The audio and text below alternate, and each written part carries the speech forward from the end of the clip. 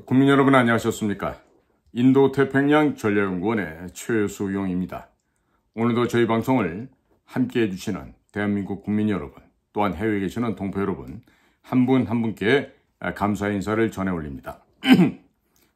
오늘 전해드릴 이야기는요, 한국은 돈만 벌고 국민교육은 김일성이 대신 해주는 나라인가, 이와 같은 제목으로 이야기를 전해 올리겠습니다. 자, 조그마한 작은 가정도 가정교육과 법도에 따라서 그 가정의 품위와 안위가 결정되는 법 아니겠습니까?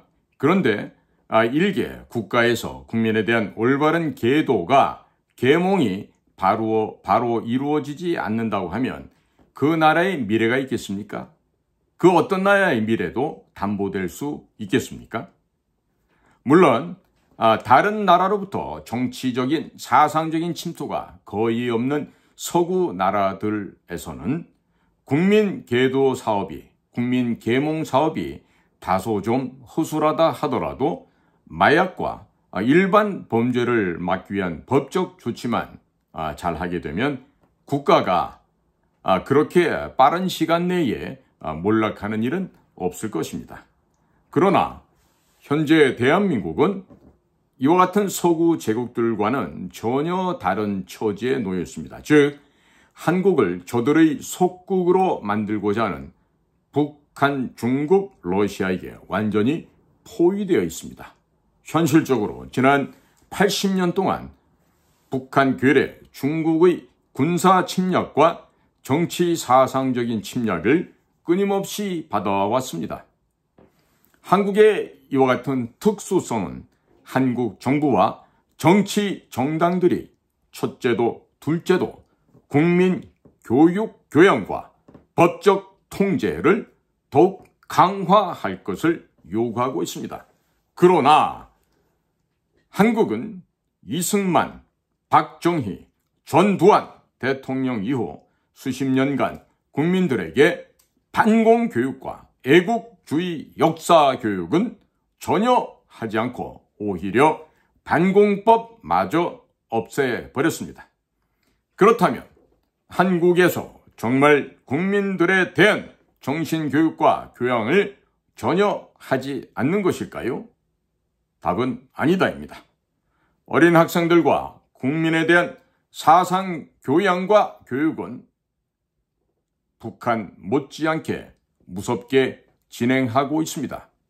어떤 사상 교양이 주를 이루고 있느냐가 중요하다는 얘기입니다. 1980년대부터 수많은 친북 조직들이 생겨나서 청소년들에게 주체 사상 교육을 시켜 김일성, 김정일의 충성 분자로 만들었습니다. 전교조가 자라나는 세대들에게 친북 사상을 계속 심어주었습니다.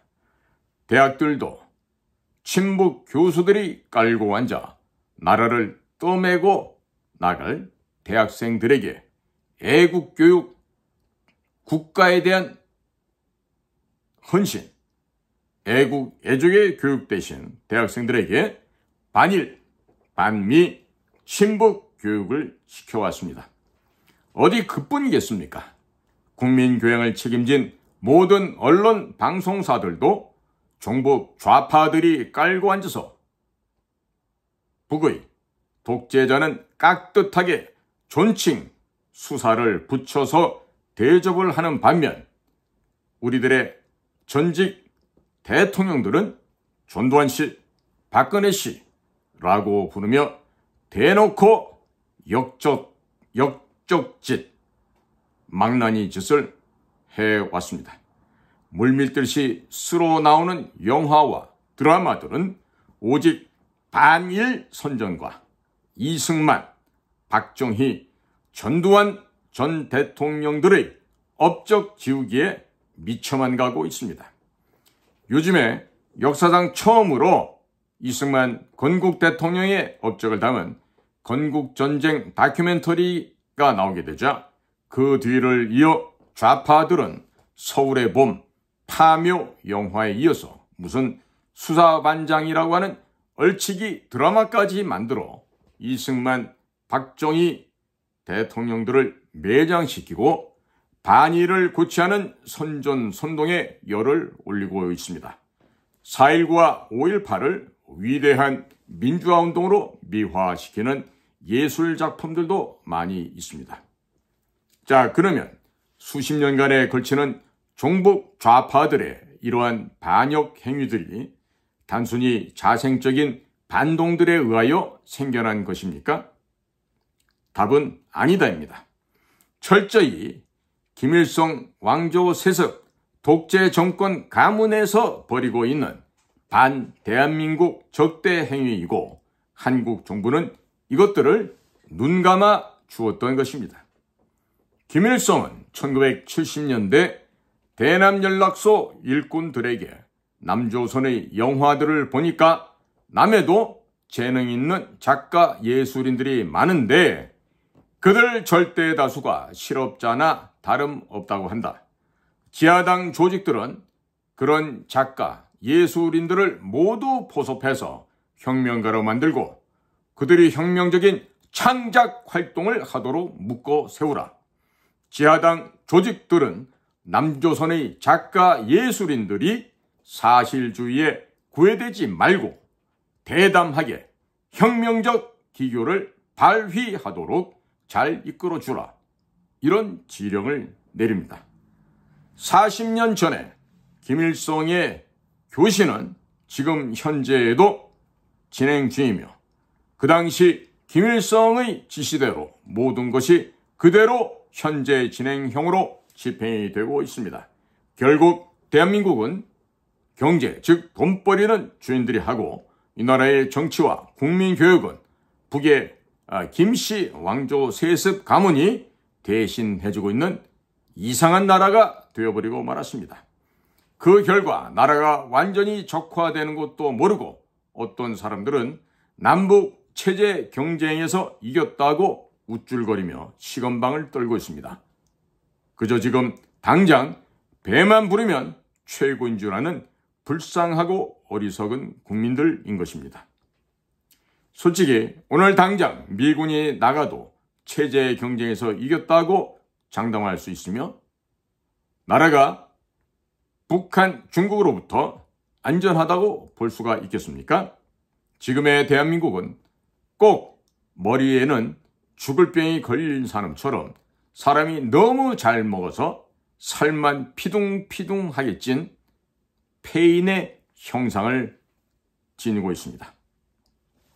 물론 국가 경제를 발전시킨 것은 잘한 일이라 하겠습니다만 그렇지만 보십시오. 북한의 사상적 침투를 100% 아니 1000% 방치하고 그냥 돈만 벌어서 누구 좋은 일을 해왔습니까?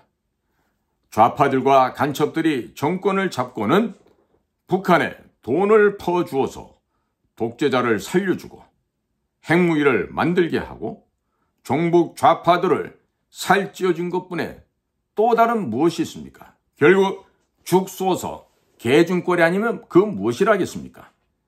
지금 이 나라의 미래가 과연 밝고 미래가 광명이 비치고 있습니까?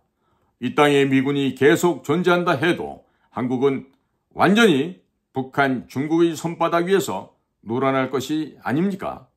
친북, 친중, 간첩들의 세상이 될 것이고 이제 바야흐로 22대 총국회가 시작되는 이 시점에 이 나라는 친중 간첩들, 친북 간첩들의 세상이 되어가고 있습니다. 왜냐하면 한국 정부는 북한과 중국이 선거 조작으로 세우는 꼭두각시 정권인 것입니다. 이번에도 중국의 국가 비밀정보기관의 1급 해커들이 들어와서 장난친 사실들을 감지조차 못하고 있는 것이 바로 한국의 정보기관과 한국의 선거관리위원회라 하겠습니다. 자, 이것처럼 북한, 중국이 선거 조작으로 불법으로 내세우는 꼭두각시 정권이 되어버리고 이들은 미군은 한국의 땅덩어리만 지켜주면 된다.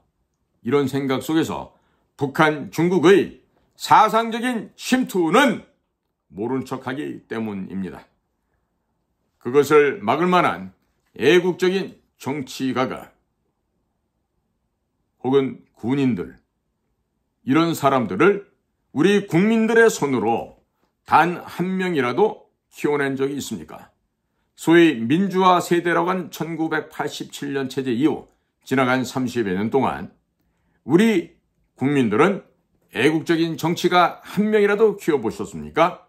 애국적인 군인 한 사람이라도 키워보셨습니까? 이런 질문에 대해서 답을 할 수 있는 대한민국의 국민이 과연 몇 분이나 있을 것일까요? 아마도 거의 없을 것입니다. 전혀 없다가 아니라 아마도 있어도 몇 명 되지 않을 거란 얘기입니다. 그러나 반면 김일성, 김정일, 김정은 가문에서는 수백만이 넘는 종북, 친북, 종중, 충성분자들을 키워내었습니다. 그들이 현재 대한민국의 목줄을 조이고 있음을 명심해야 되겠죠? 명심하지 못하면 미래가 있습니까? 없습니까? 없습니다. 단호하게 말씀드립니다. 이 나라의 미래는 없습니다. 이 점을 꼭 명심하시고 지금 이 순간에 우리가 무엇을 해야 될지 깊이 숙고하는 우리 대한민국의 국민, 해외 동포 여러분들이 되시기를 간절히 희망합니다. 오늘도 여러분들의 귀한 시간을 함께해 주셔서 대단히 감사드립니다. 저는 인도태평양 전략연구원 최수용입니다. 감사합니다.